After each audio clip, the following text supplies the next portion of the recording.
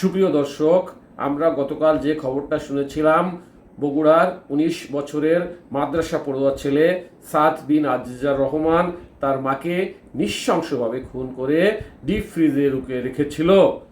খবরটা জানার পর মনের অজান্তেই চোখ থেকে ছলছল করে পানি চলে আসছিল। এটা কিভাবে সম্ভব? মাদ্রাসা পড়ুয়া ছেলে কিভাবে নৃশংসভাবে মাকে এভাবে খুন করে? সেদিন যেতে না যেতেই নয়া দিগন্ত আজকে একটা সংবাদ করেছেন, বগুড়ার সেই ছেলে মাকে খুন করেনি, নারী সহ গ্রেফতার ৩। আসুন চলে যাই মূল খবরে। নয়া দিগন্তের হেডিং, বগুড়ার সেই ছেলে মাকে খুন করেনি, নারী সহ গ্রেপ্তার ৩। এখন আসি বিস্তারিত।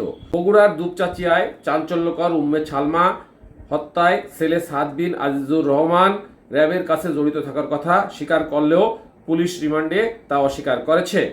অপরদিকে পুলিশ ও জেলা গোয়েন্দা পুলিশের সমন্বয়ে হত্যার রহস্য উদ্ঘাটনে তথ্য প্রযুক্তি ব্যবহার করে নিহত সালমার খোয়া যাওয়া দুটি মোবাইলে ফোনের সূত্র ধরে ১৪ নভেম্বর রাতভর অভিযান চালিয়ে এক নারী সহ ৩ জনকে গ্রেপ্তার করা হয়।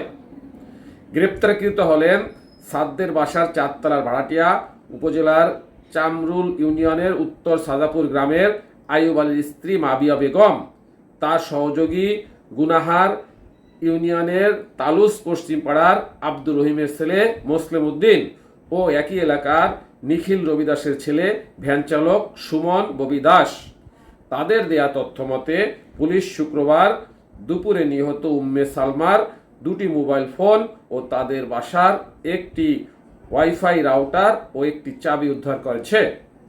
পুলিশ ও অন্যান্য সূত্রে জানা যায়, ছাদের বাসার ৪র্থ তলায় ভাড়া থেকে অনৈতিক কার্যকলাপ করতেন মাবিয়া। বাসায় বিভিন্ন পুরুষের আনাগোনা লেগেই থাকত। সাদের মা এসব বিষয়ে বারবার নিষেধ করলেও না শোনায় তাকে বাসা ছেড়ে দিতে বলতেন।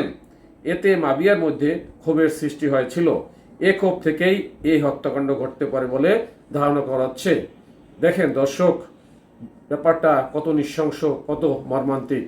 একদিকে ছেলে ফেঁসে যাচ্ছিল যে সে তার মাকে হত্যা করেছে, পরবর্তীতে ঘটনার মোটিভ অন্যদিকে মোড় খেল। এখন তারা কত নিষ্ঠুর, নির্মম, নারী ঘটিত ব্যবসার সাথে জড়িত থেকে সাদের মাকে এরা পরিকল্পিতভাবে হত্যা করেছে, এই জিনিসটা বেরিয়ে আসতেছে। এই ঘটনায় যেন সত্যি হয়। সাথে থাকার জন্য ধন্যবাদ।